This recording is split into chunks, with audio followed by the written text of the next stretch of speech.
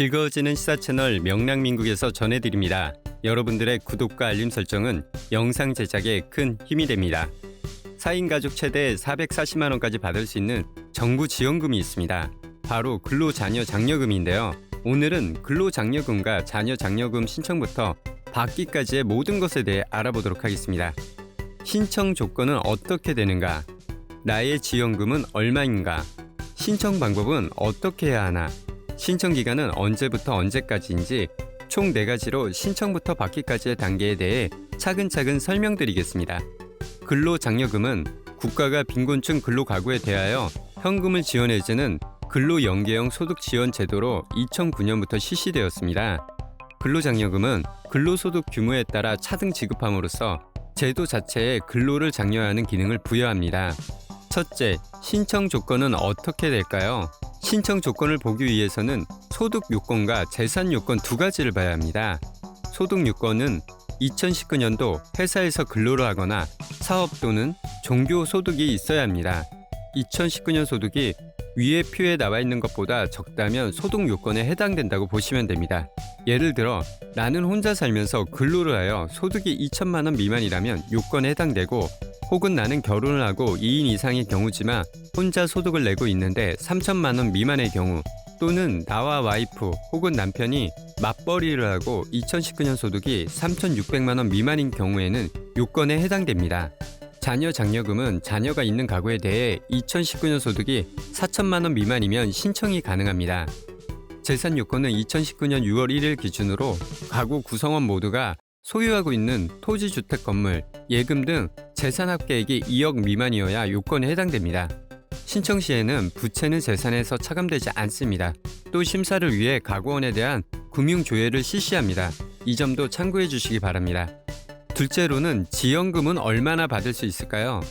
연간 근로장려금은 가구별 최대 300만 원까지 받을 수 있고, 자녀장려금은 자녀 1인당 최대 70만 원까지 받을 수 있습니다.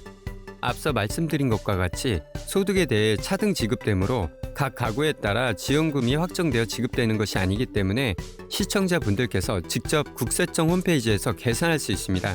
하지만 그래도 귀찮아질 수 있는 분을 위해 간략하게 설명드리겠습니다. 위의 표처럼 단독 가구이고 400만 원 이상이고 900만 원 미만의 경우 150만 원을 받을 수 있습니다.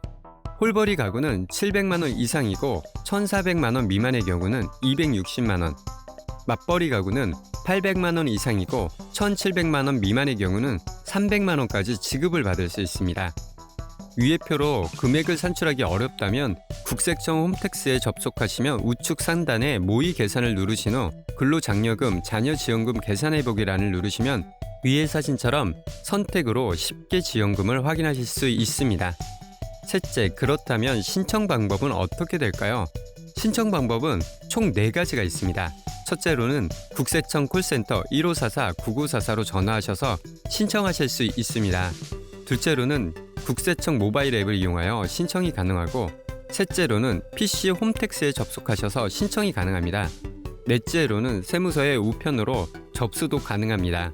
넷째, 신청 기간은 어떻게 될까요? 신청 기간은 5월 1일부터 6월 1일까지 총 한 달간입니다. 신청 안내문을 받으신 분들은 4월 27일부터 전자신청이 가능합니다. 만약 이 기간 내에 신청을 못해서 6월 2일부터 12월 1일 기간에 신청하게 되면 최종 상전된 장려금의 90%만 지급받게 되고, 지급 시기도 10월 이후가 된다는 점을 유의해야 합니다. 혹시라도 11월 1일까지 신청을 못하셨다면 12월 2일부터는 장려금을 신청할 수 없습니다. 따라서 5월 중에 꼭 신청을 해야 장려금을 100% 받을 수 있습니다. 오늘은 근로장려 지원금에 대해 알아보았습니다.